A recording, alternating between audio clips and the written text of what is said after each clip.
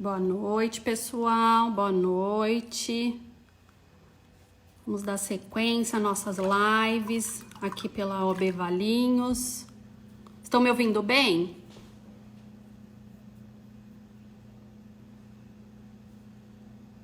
Boa noite, boa noite.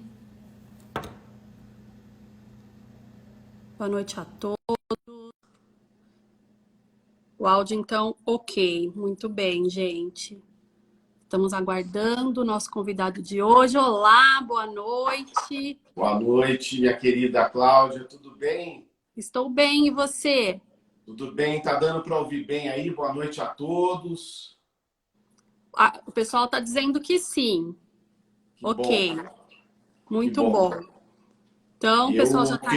fiquei um pouquinho preocupado em eventualmente atrasar a live e quase achei que tivesse entrado num outro perfil, mas ainda bem que deu tudo certo. Deu tudo certo. Eu deixei para entrar pontualmente para a gente Sim, conseguir usufruir do tempo todo aí da live, né? Como o tá Instagram certo. acaba cortando, aí a gente consegue aproveitar bem.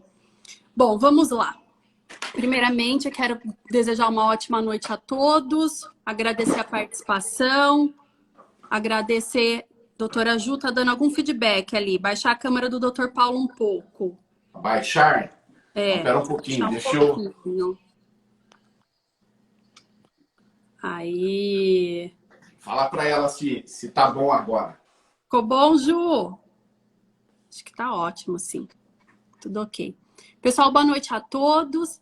Estamos dando sequência aí às nossas lives. Semana passada tivemos 2 lives e hoje, então, estamos começando pela primeira da semana com o meu queridíssimo amigo, Dr. Paulo Braga, que é professor universitário, advogado, diretor na OAB Campinas, um mestre aí dentro do direito previdenciário e direito constitucional, quem vai nos saudar hoje com todo o seu conhecimento, com o tema Os limites da intervenção do Estado nos direitos fundamentais em meio a essa pandemia. Então, passo a palavra e agradeço por ter aceito esse convite. Muito obrigada. Imagina, Cláudio, eu que lhe agradeço. Boa noite a você, boa noite a todos. Quero, em seu nome, minha querida amiga, lhe agradecer pelo convite. Eu sei que o convite não é pelo que eu posso contribuir, não, mas pela nossa amizade, né? E em seu nome eu quero, e é bem isso mesmo, mas em seu nome eu quero agradecer a todos, agradecer a toda a diretoria da OAB Valinhos, na pessoa da nossa querida amiga Raquel Pardo, a minha querida amiga Ju, que está aí também, a você, enfim, todos os queridos, os participantes também, de um modo geral. Agradecer nosso querido amigo Luiz Tonon, uma honra muito grande, um grande amigo, um expoente da advocacia. E o Dr. Pedro Boareto também, que é nosso conselheiro estadual da Ordem dos Advogados do Brasil, e aproveitando em nome dele, cumprimentar a todos, também meu primo Pachazinho, que está aí prestigiando, enfim, Tonon, obrigado a todos, obrigado, Cláudia, obrigado à diretoria. Essa questão da pandemia, da Covid, minha querida Raquel, nossa presidente. Nossa Mas essa presidente. questão da Covid, tudo isso que está acontecendo, é engraçado que tem, de fato, tomado o espaço, tem tomado todos os fóruns de discussão, né? Tem. Eu agora mesmo, até o motivo desse meu atraso de alguns minutos, eu estava numa reunião aqui no Conselho Federal da OAB, o Conselho da OAB, todos sabem que tem uma comissão, que é a Procuradoria Nacional Constitucional da OAB, que é responsável em ajuizar as demandas em nome do Conselho Federal. E agora mesmo está uma discussão acerca desta última medida provisória que trata da responsabilização dos agentes públicos. Em algum momento, justamente, alguém trouxe a discussão, se não me falha, o relator é o professor André Ramos Tavares, um dos maiores nomes de direito constitucional do Brasil, se não do mundo. E ele disse uma coisa que é bem verdade, que é essa questão de que nós temos que ter muito cuidado nesses momentos, porque esses momentos acabam, não nessas palavras, mas no sentido de, eventualmente, alguns atropelos, né? E acho que é dentro disso, dentro dessa linha, que a gente poderia conversar aqui nesse fim de tarde, mas, afinal, quais são os limites de intervenção do Estado nas nossas vidas, nas nossas liberdades,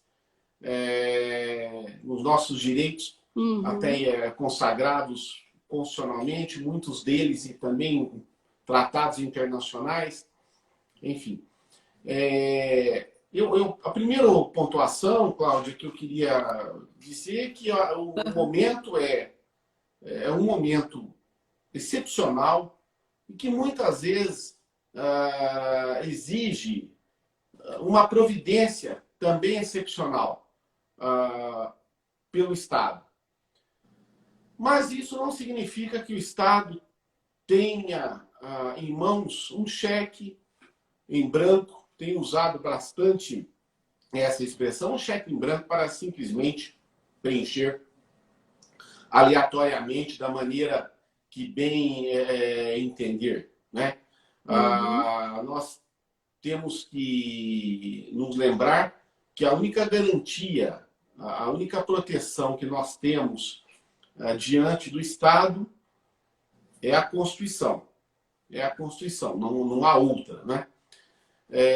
E o Estado está obrigado a cumpri-la, até mesmo nesses momentos de exceção, como essa crise sanitária que assola o mundo. E, vez ou outra, nós temos visto principalmente alguma divergência no primeiro ponto, que é a questão, por exemplo, da harmonia dos poderes. Esse é uma primeira questão. E outra questão é no que toca à divisão de competências. A cada dia que passa, eu me convenço mais de que acho que nós precisamos repensar esse modelo presidencialista e talvez vivermos uma experiência de um semi-presidencialismo. Porque esse sistema de tripartição de poderes, desde sempre, eu quero fazer uma saudação aqui à participação especial da nossa conselheira federal, Ana Beatriz Desgrave. Ela estava também agora há pouco na Comissão Constitucional, está, na verdade, também saiu alguns minutos para nos prestigiar. Eu morro de medo quando a Ana Beatriz entra, viu, Cláudia? Porque aí a responsabilidade quadriplica, né? Seja bem-vinda, doutora Ana Beatriz. Medo, né? Mas, pois eu acho que nós teríamos que repensar essas questões, porque um sistema de tripartição de poderes, melhor dizer, tripartição de funções, eu penso, no meu modo de pensar, que o Congresso Nacional trabalha ao lado do presidente, ao lado do executivo. Eu acho que deverão ter assentos, não é? Lado a lado. E o judiciário fica lá, digamos assim, à espera, em stand-by, para usar uma expressão estrangeira, para solucionar os conflitos.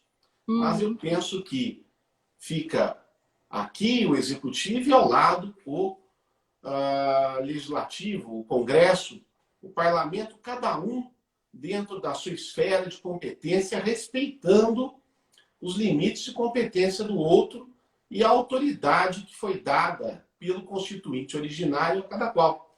Porque não há Estado democrático de direito se não houver um respeito a essa questão da separação de competências, da separação de poderes e respeito a esse limite. Isso eu acho que é muito importante para esse nosso diálogo, justamente porque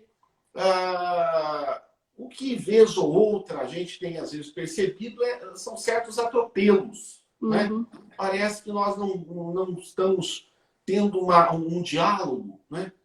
Que se espera nesta via de mão dupla, né? Entre o parlamento e o executivo. E muitas vezes isso acaba refletindo diretamente na vida das pessoas, na vida do país e nas liberdades que a Constituição nos deferiu. Esse é um ponto. Um outro ponto nessa nossa introdução aqui, se eu estiver me estendendo demais, você pode cortar, por favor. Viu? Tá bom, fica à vontade. Mas uma outra questão aqui é essa questão da competência. Como já se disse, às vezes no Brasil tem que se dizer o óbvio, o evidente. Né?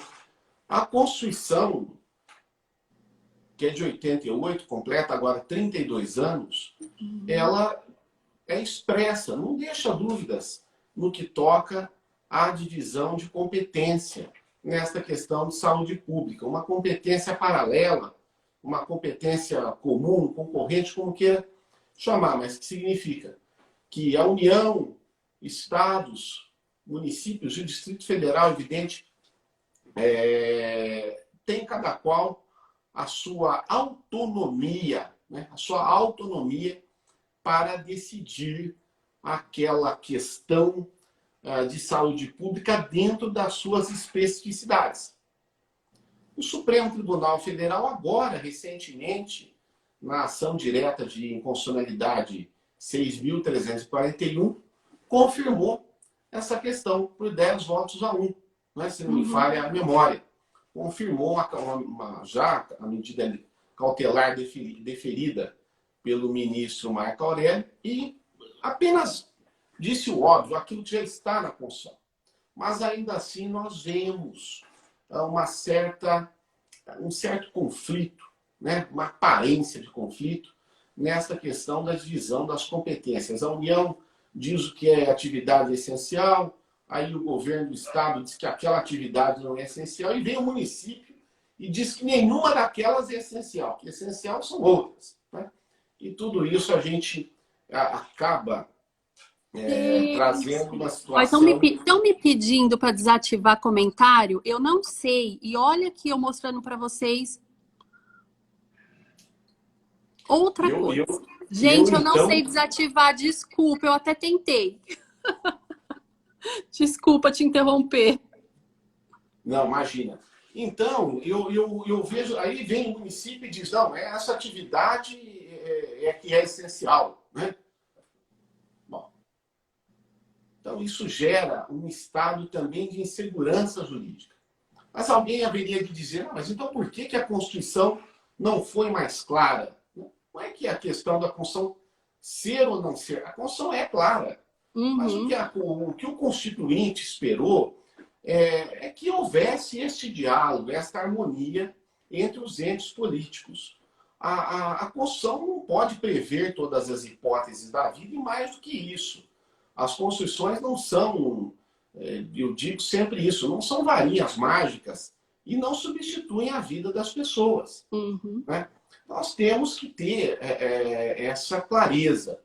E eu, no meu modo de pensar, o Constituinte originário, ele teve este ideário, partiu dessa premissa à medida que deferiu essa competência concorrente, que hoje vemos que está sendo motivo de alguns confrontos, de algumas divergências, e isso acaba sendo judicializado.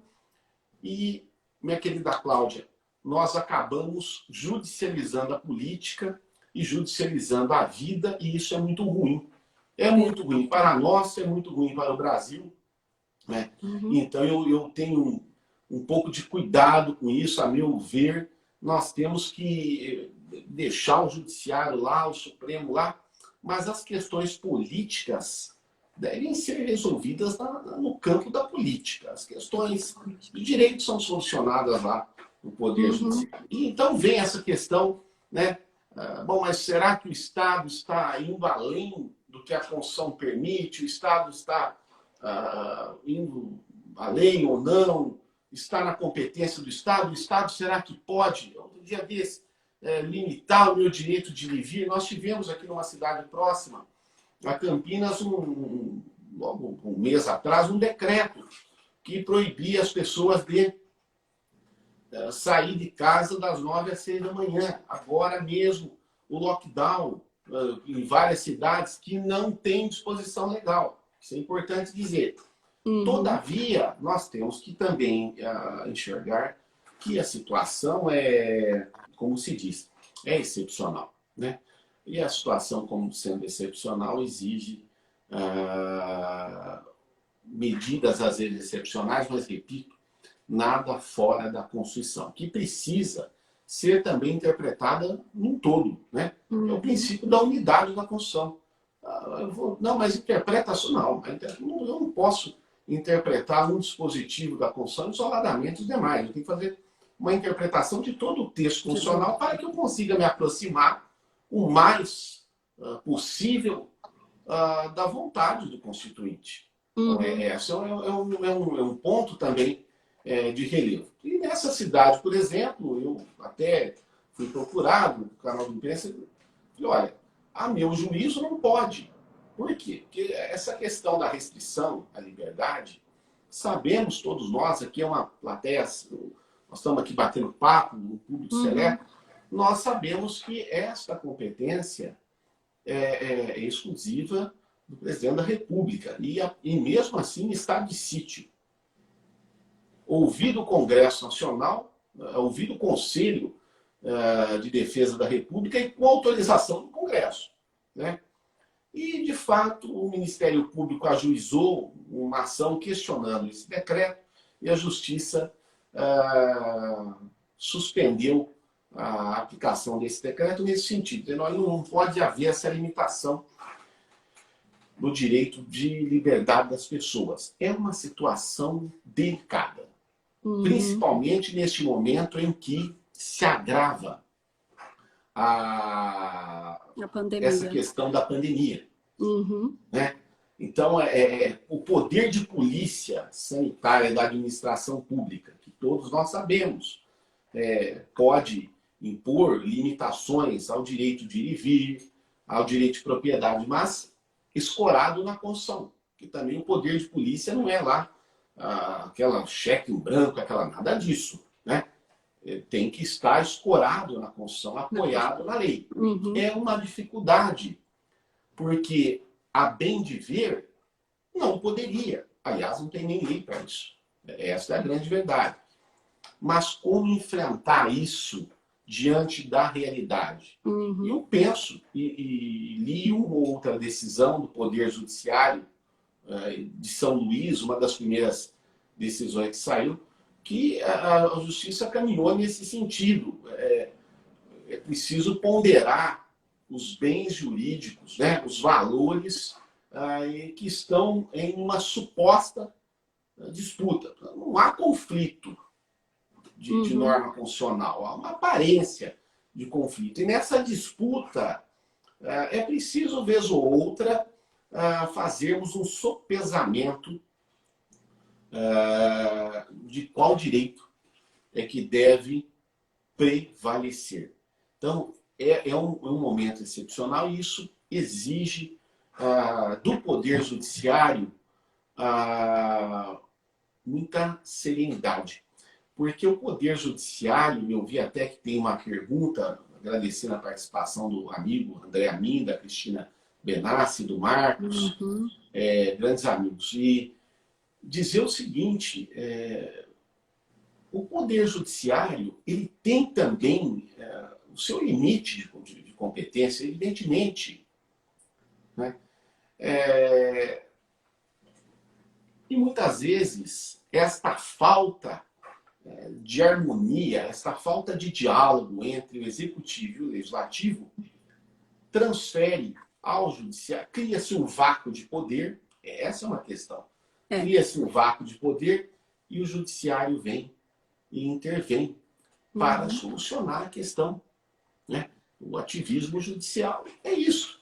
Afinal, é isso. Né? Vide agora com essa questão aí da pandemia, quantas decisões do Poder Judiciário nesse sentido. Hoje mesmo eu tive notícia, você depois inclusive me mandou, que aqui numa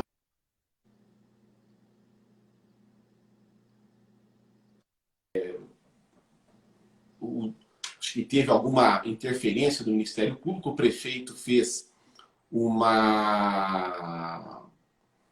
um decreto, o Ministério Público ajuizou uma ação e o Poder Judiciário, mais uma vez, teve que intervir. Né? E suspendeu a manifestação, a vontade do Executivo. Isso é muito ruim para a democracia, mas reflete o quê? Justamente essa falta de diálogo. Eu li na decisão da juíza e temos que respeitar, eu digo sempre o seguinte, a decisão do Poder Judiciário, boa ou ruim, agrade ou desagrade, ela tem que ser respeitada. Se você não está contente, recorra e etc. Mas eu vi que a juíza destacou que o prefeito tem que respeitar a previsão do decreto estadual. Ou seja, ela anda na contramão do que já decidiu o Supremo. E ela cita, inclusive, a jurisprudência do próprio Supremo Tribunal. Então, veja Exatamente. Ela cita a jurisprudência do Supremo e anda na contramão da própria jurisprudência do Supremo. Mas o que é isso? Você percebe que é também um judiciário chamado para solucionar os conflitos, mas também, às vezes, um pouco sem norte. Porque ele precisa dar uma decisão, né? Mas uma decisão que nem sempre deve ser dada pelo Poder Judiciário, que é uma decisão política, não é uma solução de conflito. E acho que essa tem sido a grande dificuldade. Essa questão do lockdown, eu quero repetir, não há uma norma nesse sentido. Né? Não há lei nesse sentido. Como regra, a limitação do direito de ir e vir das pessoas só pode ser feito através de decreto de estado de sítio, conforme está na Constituição. É isso que diz a Constituição. Agora, temos que colocar na balança o seguinte: você tem de um lado o interesse coletivo, e o interesse coletivo diante do interesse privado, ele prevalece. E nessa questão do interesse coletivo, da saúde pública da sociedade, o judiciário tem feito uma solução a partir de uma principiologia constitucional, a partir de princípios da Constituição e de princípios de interpretação da Constituição. Os princípios têm a grande vantagem, né?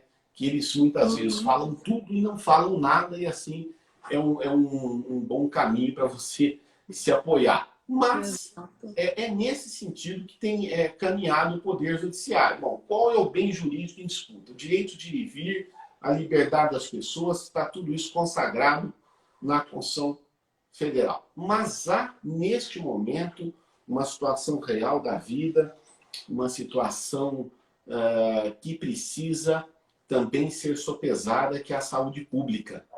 Qual deve prevalecer? O judiciário tem acenado no sentido de fazer prevalecer o direito à vida, o direito à saúde pública, e me parece que nesta interpretação da Constituição como um instrumento único, em todo, minha querida Cláudia, me parece que o Poder Judiciário, nestes casos de fechamento da cidade, chamado lockdown, a meu sentir, não viola a Constituição a partir dessa construção, dessa hermenêutica constitucional. É algo difícil, há posições para todo lado, mas, a meu ver, nesse aspecto não. Uma outra questão que eu queria, se me permite abordar aqui, é o que agora até já entrou no nosso dia a dia, nós já estamos até nos sentindo bem, né, com as máscaras. Máscaras. Né? Essa foi uma outra questão, mas o Estado pode exigir o uso de máscaras? Pode. Porque aí é uma questão de saúde pública, que aí decorre do poder de polícia sanitária, poder de polícia da administração. Não só pode exigir o uso da máscara, como pode impor uma sanção pecuniária, multa, em caso de descumprimento. Né?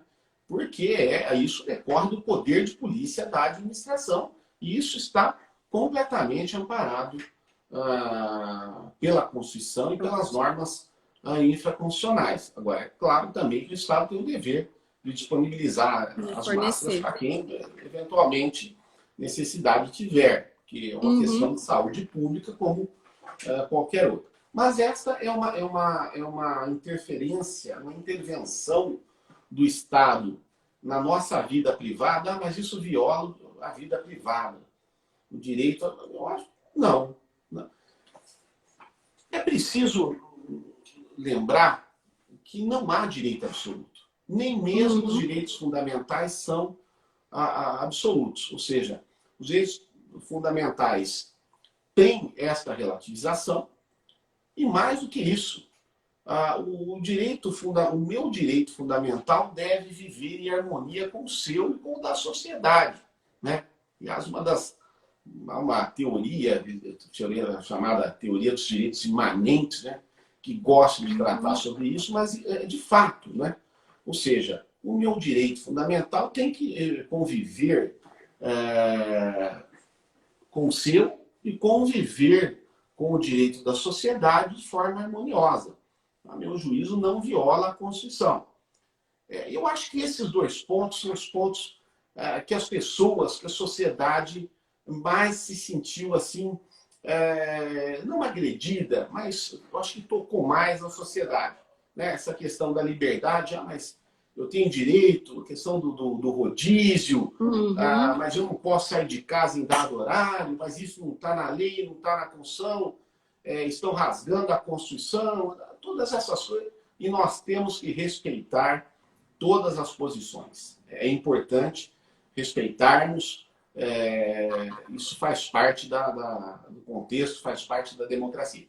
Mas, a meu ver, essa questão da máscara não viola a Constituição e essa questão da liberdade de ir e vir, muito embora, repito, não tenha uma previsão expressa nem na Constituição, só o estado de sítio, e na legislação infraconstitucional, a meu sentir, se interpretarmos a Constituição como um instrumento único, ponderarmos os bens jurídicos em disputa, me parece que as decisões do Poder Judiciário não têm violado a Constituição. Agora, isso é uma coisa. Outra coisa é dizer se o Judiciário está indo além daquele limite de competência.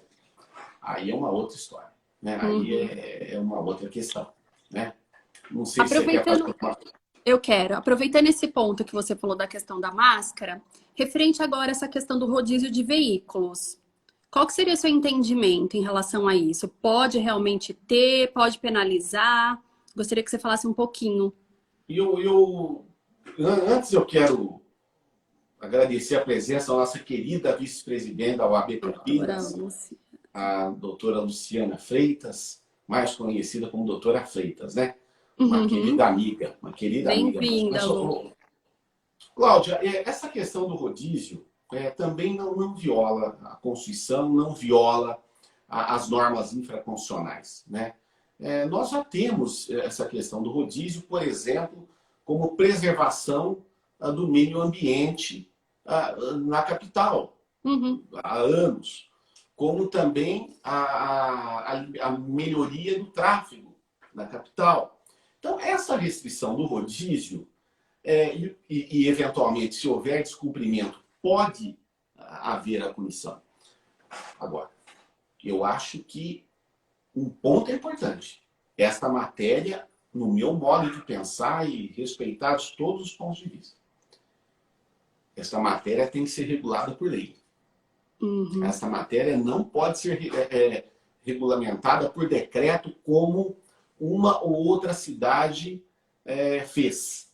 Aqui em Campinas, eu, nesse ponto, digo que o prefeito fez corretamente, remeteu a questão à Câmara Municipal para a eventual aprovação deste projeto de lei.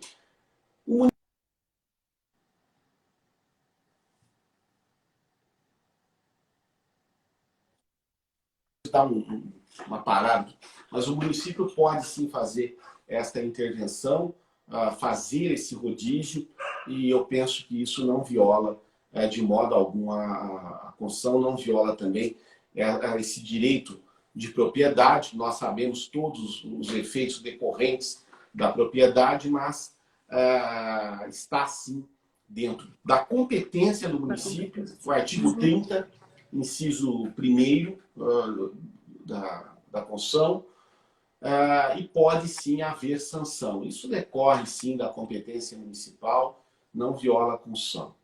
A meu sentir, não tem nenhuma ilegalidade. Nós tivemos uma decisão nesse sentido proferida, eu não me lembro aqui qual vara, mas por uma das varas da Fazenda Pública na comarca da capital, semana passada. Certo.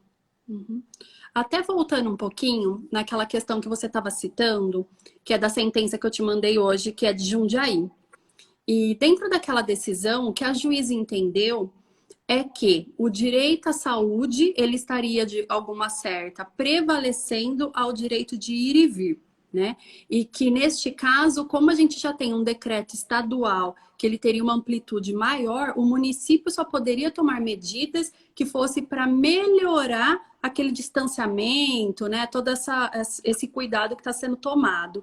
E é neste ver que você entende como errado. Você entende que o município ele poderia ter a liberdade dele de estabelecer as suas próprias regras, não só para melhorar a questão do que está no decreto. É isso mesmo? É isso, mas esclarecendo o seguinte.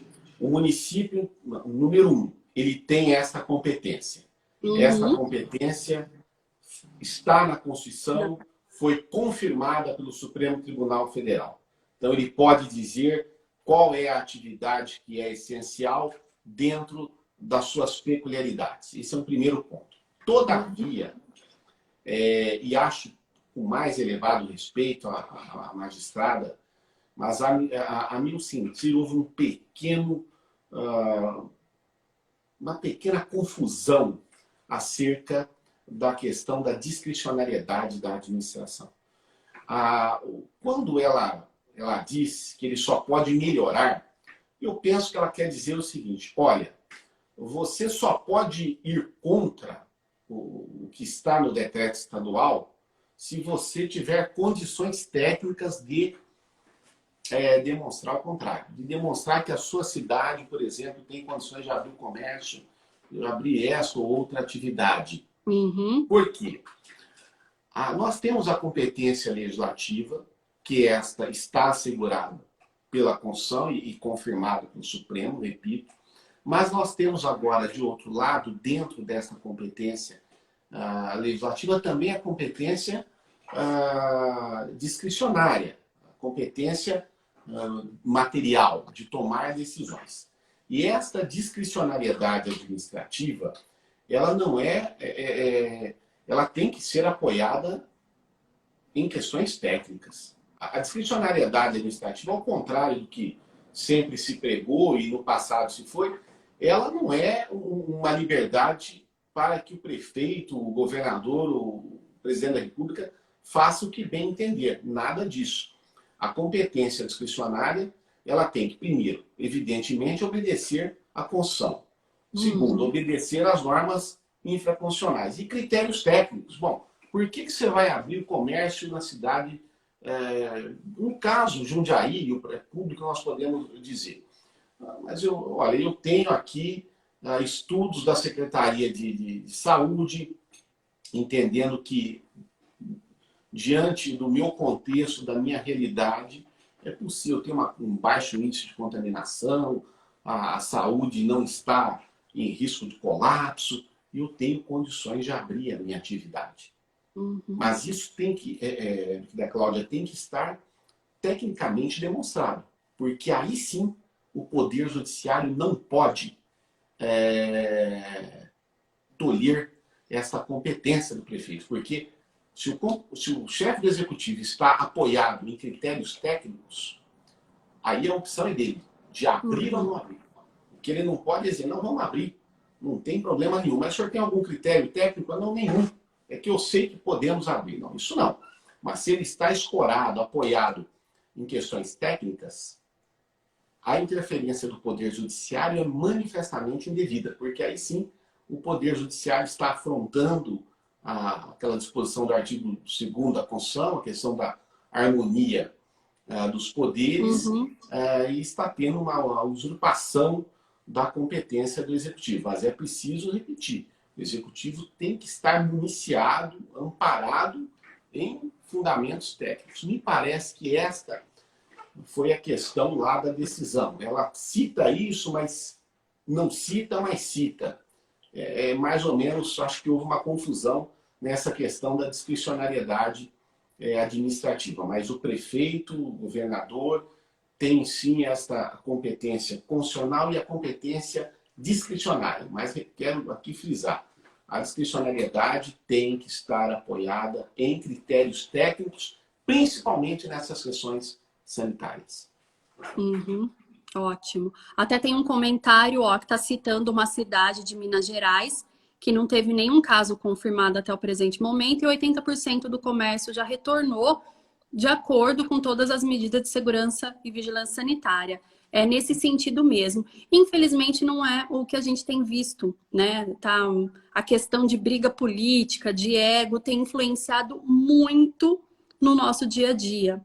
Então, muitas vezes as pessoas estão tomando partidos sem conhecer efetivamente a realidade de cada cidade, o que de fato está acontecendo, e isso tem complicado bastante, né? Bastante. Exato. E você vê, mais uma vez, o que aí acontece é essa intervenção indevida do Poder Judiciário e o Executivo, que tem a obrigação de administrar, né? Acaba tendo acaba sendo aí suprimida essa competência dele, o Judiciário substitui a vontade do Executivo justamente por conta desta falta de harmonia política. Se tivéssemos uma harmonia política no plano central da União, no plano regional dos estados e no plano local dos municípios, certamente teríamos o mínimo de intervenção do Poder Judiciário. Tem uma pergunta aqui, no caso do Maranhão, a Justiça decretou o lockdown. É o que a gente estava dizendo, né? Não há amparo legal, mas a Justiça fez aqui essa questão do sopesamento de valores, né? Exatamente. Nós precisamos ter muito cuidado. É o que eu volto a dizer. Nós não podemos judicializar a vida, judicializar as decisões políticas. As decisões políticas são solucionadas, no meu modo de pensar, no campo da política. Exatamente, É que o pessoal tem comentado que a questão da briga por ego, a questão política tem influenciado demais, né? E aí fica essa discussão, o que vale mais? O meu direito de ir e vir, o meu direito à saúde? E estão esquecendo da interpretação de uma forma harmônica e ampla de tudo que está acontecendo, né? Estamos passando por um momento que é novo, nunca passamos por isso, né? E alguns comentam da época da gripe espanhola, né? Não vou conseguir falar a respeito disso, mas a gente sabe que é algo novo para nós que estamos aqui hoje. E é muito difícil se não tiver essa harmonia. Se não tiver essa harmonia, esse cuidado na interpretação, vai ficar um caos. Nós, ainda que somos do direito, a gente consegue ter uma visão um pouco mais crítica, parar e estudar. Agora, a população em geral não. Fica numa situação de o que eu faço, o que está certo, o que eu devo seguir. E é muito complicado. Não tem sido fácil, não. É muito difícil explicar para a população entender, né? A população ela pensa o seguinte: por quem que eu ouço? Eu ouço o presidente, eu ouço o governador ou eu ouço o prefeito? Né? E tudo isso é muito complicado. Cumprimentar nosso amigo Renato Delova, amigo de faculdade, de aulas aí. Mas tudo isso é muito complicado, né? Justamente porque nós estamos vivendo, e veja como acabou refletindo justamente num momento ímpar da nossa vida. Nós estamos vivendo, nos últimos tempos, uma certa carência nessa questão de representatividade, mas no que eu digo de harmonia, né? Dos poderes. Por isso que eu digo que, às vezes, talvez a experiência desse semipresidencialismo pudesse nos trazer alguma luz, ou não, né? Mas é preciso ter essa harmonia, porque você não tem uma harmonia nem no executivo, né? Nem na simetria do executivo, União, governo e Estado. E é preciso isso, porque a Constituição seria bom se a Constituição conseguisse prever todas as hipóteses da vida e regulamentar tudo com uma forma matemática. Mas o direito, nós aqui sabemos muito melhor, né? Direito distante disso, né? Muito distante, inclusive. Exatamente. E essa é a adrenalina do nosso dia a dia, né? Porque senão ia ser muito chato. Exatamente. É bem isso, né? Todo dia e a cada dia um embate, né? Mas eu penso que também serve todo esse momento para que possamos tirar, comentar o nosso querido Aislan Queiroga Trigo. Aislan, muito obrigado pelo carinho. Obrigada. Nosso secretário-geral do Estado, da Ordem dos Advogados do Brasil, que tem feito, viu, Cláudia? Obrigada. Você que também está na diretoria da OAB, a Secretaria-Geral em São Paulo, Aislan, tem se desdobrado, né? Lá na Secretaria-Geral, para atender todas as solicitações. Hoje mesmo, uma questão do Zoom lá que nós precisamos, a Secretaria-Geral. Então, Aislan, quero respeitosamente dizer o seguinte a você: parabéns pelo seu trabalho, ao Caio, enfim, a todos da diretoria, mas tem sido uma administração de excelência. Mas, Cláudia, voltando aqui, eu digo o seguinte: esse momento que nós estamos passando, eu acho que serve também para a nossa reflexão acerca também do que é a Constituição, né? E dessa necessidade de nos afastarmos dessa judicialização, né? Nós estamos vivendo uma experiência ruim nesse sentido, que é dessa judicialização da vida e essa desarmonia que muitos dizem que até, de certo modo, reflete diretamente na eficiência desse enfrentamento à saúde. Eu não tenho dúvidas disso, né? Eu não tenho dúvidas disso. Nós precisamos alinhar os discursos, porque, afinal, esta foi a vontade da Constituição. Quando a Constituição, lá no artigo 23, deferiu essa competência paralela, comum, concorrente aos estados, aos municípios, ao Distrito Federal, à União, foi pensando, eu repito, eu tenho sido incisivo nisso, foi pensando nessa harmonia, nesse diálogo político que se teria que ter. Como disse o Deleuze, nessa ponderação. A ponderação. Faltou tudo isto. E quando faltou tudo isto, começaram a surgir os conflitos. E o Poder Judiciário... Muita gente fala, mas o Poder Judiciário intervém em tudo. O Poder Judiciário tem um princípio maior, que é o princípio da inércia. Se o Poder Judiciário interveio em uma e outra situação, é porque foi provocado. Agora, de fato, nós...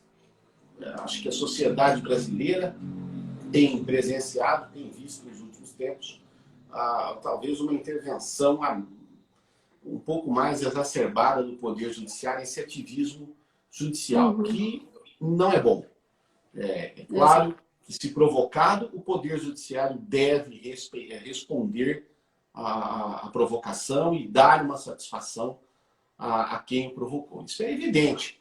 Mas se as pessoas estão procurando muito o Poder Judiciário, é porque os outros poderes, as outras competências não estão funcionando como deveria, né? Então, um vídeo agora aí, toda essa questão da pandemia, da Covid, que você tem, e isso acaba também trazendo uma insegurança jurídica, porque você tem a cidade lá de Minas, como a colega disse, que está lá funcionando, 81% do comércio. Mas aí você tem a cidade aqui no estado de São Paulo que tem os mesmos índices de os mesmos índices de saúde sanitária, ou seja, baixa contaminação, o serviço hospitalar em ordem, mas não consegue abrir. Não Então consegue. veja você, mas o Brasil é um país continental, mas não justifica, né? Porque a construção é uma só. Né? Exato. É claro, evidente, ninguém despreza as particularidades de cada povo, de cada município, cada estado, mas a Constituição é uma só.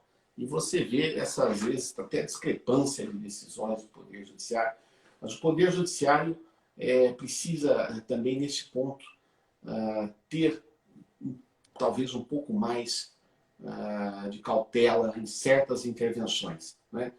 Não me refiro aqui a nenhuma decisão, principalmente as últimas decisões do Supremo nesse sentido, porque acho que todas foram acertadas.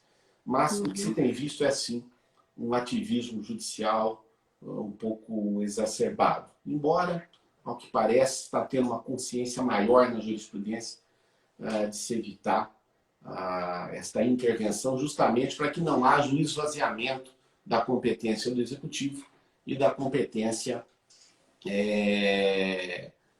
do Legislativo. A minha querida Juliane, nossa diretora aí, mas a justificativa que é usada é a economia. E até essa questão da economia, logo que saiu a decisão do Supremo, os prefeitos, vamos falar assim de uma forma geral, preocupados, né, com essa questão da economia, alguns no mesmo dia já soltaram o decreto que era para voltar à atividade no dia seguinte. Né? A gente até teve o caso aqui em Indaiatuba, que é bem próximo. E vou falar por mim, tá? Mas eu vejo que muitas vezes não teve o cuidado de ir lá, de ler todo o acórdão, né? Ter uma interpretação em relação àquilo. Não, o pessoal tem pego a manchete que sai no jornal, o Supremo disse isso, vai lá e faz, né? Então não está tendo cuidado de realmente ver a fundo o que motivou aquela decisão. Eles não estão tomando esse cuidado. E eu falo por nós como um todo. A gente tem que tomar muito cuidado, né? A gente fala tanto dessa questão de ser rotulados pela mídia, e neste momento de pandemia, muitas pessoas estão sendo rotuladas pela mídia. Então a gente precisa, assim, parar um pouquinho, pensar e tomar muito cuidado. Eu quero também deixar meu agradecimento aí ao nosso querido Dr. Delova, nosso amigo, e já fica o convite para participar de lives aqui conosco em Valinhos, hein? O Delova, que é um grande estudioso da ciência política. Faz comentários extremamente precisos, pertinentes. Recentemente participou do jornal e eu assisti, extremamente pertinente. Eu acho que agradecer, nosso ex-aluno, Carlos Cordula, que está aí também com a gente. Muito obrigada, pessoal, a presença de todos aí. Mais alguma questão que você queira colocar? Não sei se alguém tiver alguma dúvida, mais alguma questão, mas eu acho que, em conclusão, Cláudia, realmente, obrigado, viu, Raquel? Obrigado, Raquel, pelo espaço. Querida presidente Raquel. Nossa presidente Raquel. Mas eu acho que, em resumo, a questão é a seguinte, né? A Constituição de 1988 está sendo testada nos últimos tempos, de todos os modos, de todas as formas, de todas as matérias. Isso é importante para que a gente valorize a Constituição. Eu sou terminantemente contra uma Assembleia Constituinte. O país não tem ambiente político para isso. Eu sou completamente contra jogar a Constituição, esse capital político que a Constituição de 88 nos trouxe. Afinal, foi a Constituição que mais durou de forma ininterrupta, né? Que mais 32 anos nos conduziu de um Estado autoritário, muitas vezes violento, para um Estado democrático. E nesse momento, ela passa por um teste. Um teste da política e agora essa questão de saúde pública. Nós temos que, os gestores, todos eles, isso vale para a União, para os estados, para os municípios, não importa. O gestor público pode fazer muita coisa, mas ele não pode fazer tudo. Ele deve cumprir, ele deve ser obediente ao princípio da legalidade, ao princípio da moralidade da administração e impessoalidade. É claro que há certas circunstâncias, como essa questão, por exemplo, do direito de ir e vir, que a Constituição não imaginou, né? Que teríamos uma situação dessa. Então, aí é preciso, às vezes, um esforço, uma hermenêutica constitucional para se encontrar a melhor decisão. Aquilo que o professor Celso Antônio Bandeira de Mello gosta de chamar de decisão ótima, né? O agente público tem que tomar a decisão ótima. Se o prefeito diz que vai abrir a cidade, abrir o comércio, ele precisa abrir, e a questão da economia é muito importante. Mas ele tem que fazer apoiado em questões técnicas, apoiado na ciência, no achismo, que eu acho, talvez, não, nada disso, né? Porque é isso que espera a Constituição quando trata do princípio da eficiência da administração. O princípio da eficiência da administração está lá para observação, para cumprimento, respeito por parte do agente público. Então, de modo que, ressalvadas questões pontualíssimas, eu quero dizer que eu vejo que nós estamos conseguindo atravessar a tudo isso, a essa tempestade, mas vamos certamente sair melhor, sairemos melhores, certamente com um fortalecimento da sociedade, um fortalecimento da democracia, dos poderes constituídos. Nós temos que respeitar os poderes constituídos. Porque a maior autoridade, Cláudia, quem tem é o povo, está lá na Constituição. Né? Os outros são poderes constituídos. E por serem constituídos, eles têm a obrigação de cumprir o que está na Constituição. Né? Exatamente. E para uma única finalidade, o Estado só tem uma missão, que é o bem comum. Encontrar o bem comum, e principalmente num momento como esse. Agora, também cabe a todos nós, no meu modo de pensar, uma parcelinha a mais talvez, de compreensão, mas não está na lei. É um momento difícil e vai exigir de todos nós, de agora para frente, um esforço quadruplicado, né? Então, todos nós também temos que dar a nossa parcela de contribuição. Muitas vezes, como eu disse, seria bom, né? Se a Constituição conseguisse resolver todas as nossas dificuldades, se conseguisse substituir a vida, uma varinha mágica, né? Mas a Constituição não é uma varinha mágica, né? E não substitui a vida, e nós temos que ter a consciência disso. Exatamente. Eu deixo um recado aí para todos, mais uma vez, a questão da importância da nossa Constituição Federal e dos princípios, né?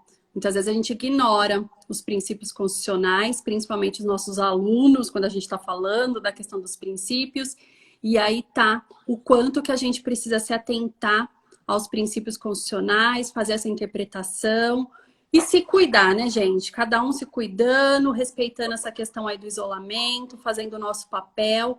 Eu tenho certeza que a gente vai sair de tudo isso o quanto antes, fortes, cada vez mais fortes, fortalecidos aí de tudo isso. E a gente tem poucos minutos. Eu quero registrar a presença aí de todos os nossos queridos. Doutora Raquel, nossa presidente. Doutora Juliane, nossa vice-presidente aqui da OAB Valinhos. Temos muitas pessoas do mundo jurídico, mas também temos algumas pessoas aqui que não são do mundo jurídico. Presença da minha vizinha Lúcia, prestigiando. Temos a presença também da nossa amiga Lu de Brasília. Então, só tenho a agradecer a presença de todos. Deixo o meu muito obrigado ao nosso querido Paulo Braga, meu amiguíssimo de anos. É sempre bom estar com você. Eu estava vendo numa lembrança do Face, você esteve aqui na OAB de Valinhos no dia 16/5, um ano atrás. Olha que coincidência. Discutindo Constituição Federal e democracia. Então eu vou falar, viu? Aproveitar que a nossa presidente, a Raquel, e também a nossa vice-presidente Juliana está aí, tem que convidar agora para 16/5 do ano que vem, né? Já 2021. Que é todo 16, né? Isso fugiu um pouquinho. 18, mas está ali, né? Tá ali, tá ali. Obrigado, viu, Cláudia? Já tem que deixar registrado na agenda aí uma vez por ano. Obrigado. Muito obrigada. Obrigado, viu? Foi sensacional. E deixo aí boa noite a todos. Muito obrigada a todos. Um grande beijo. Fiquem com Deus. Se cuidem. Obrigado, viu, pessoal? Obrigado. Muito obrigado pelo convite, viu? Eu que agradeço. Eu vou fechar aqui para a gente, então, deixar Obrigado, salvo. Um viu, Juliana? abraço. Que eu estou convidado, Juliana, que eu já estou convidado, pode pôr na agenda. Convidadíssima. Obrigado, Agradeço, viu? professora Cíntia. Um beijo. Beijo Obrigado. a todos, gente. Tchau, tchau. Encerro.